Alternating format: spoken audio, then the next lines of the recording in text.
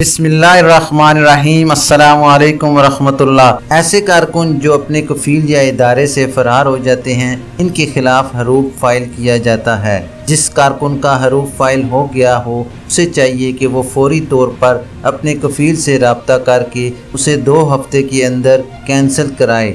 बसूरत दीगर इसकी फ़ाइल को फ्रीज़ कर दिया जाता है और कारकुन को ब्लैक लिस्ट की कैटेगरी में शामिल कर दिया जाता है।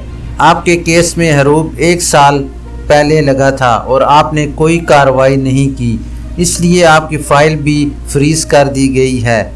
जिस कारकुन की फ़ाइल फ्रीज़ हो जाए, इसके तमाम सरकारी मामलात रुक जाते हैं, जिनमें इकामे की तजदीद, खुरूज ओहदा या फ़ाइनल एग्ज़िट वगैरह भी नहीं लग सकता। हरूब वाले कारकुन जब तक अपने मामलात को दुरुस्त नहीं कराते, यानी उन इल्ज़ामात को ख़त्म नहीं कराते जो इन पर आयद किए गए हैं, इनका खरूज नहाए नहीं लगाया जा सकता। आपको चाहिए कि सफारत खाने के शोबा वेलफेयर से रब्ता करें ताकि मामले को कानूनी तौर पर हल करके आपका खरूज नहाया लगाया जा सके। याद रहे नाजरीन कि मुमलकत से डिपोर्ट होने वालों को मुख्तलिफ मुद्दत के लिए मुमलकत में ब्लैक लिस्ट कर दिया जाता है। वो इस दौरान किसी दूसरे वीज़े पर मुमलकत वापस नहीं आ सकते। डिपोर्ट किए जाते वक्त मुद्दत का तयन करके कारकुन को भी मुतला कर दिया जाता है। नाजरीन, दूसरा सवाल है अब्दुल्ला हमीदी साहब का कि कफील से शिकायत हो तो मसले के हल के लिए किस से रब्ता किया जा सकता है।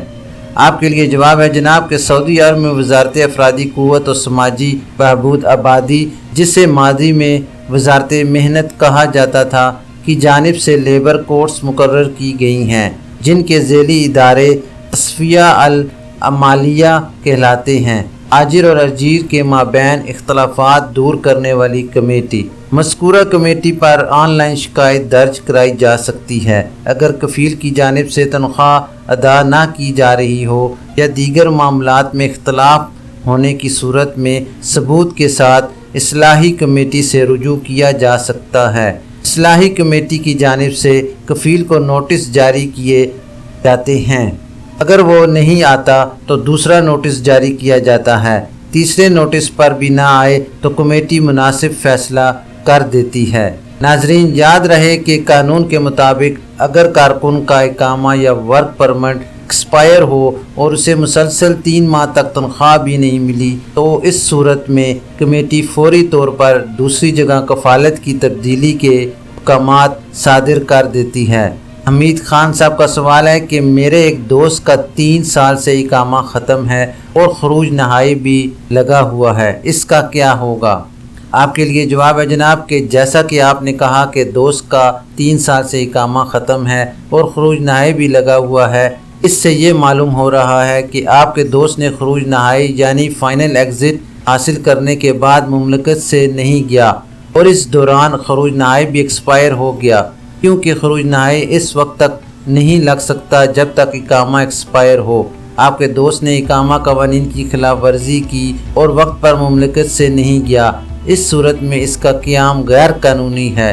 जैसा कि आपने बताया कि इकामा भी 3 साल से एक्सपायर हो चुका है। इसका मतलब ये है कि कफील से खरूज नहाई लेने के बाद आपके दोस्त ने इससे रब्ता भी नहीं किया, जो गलत है।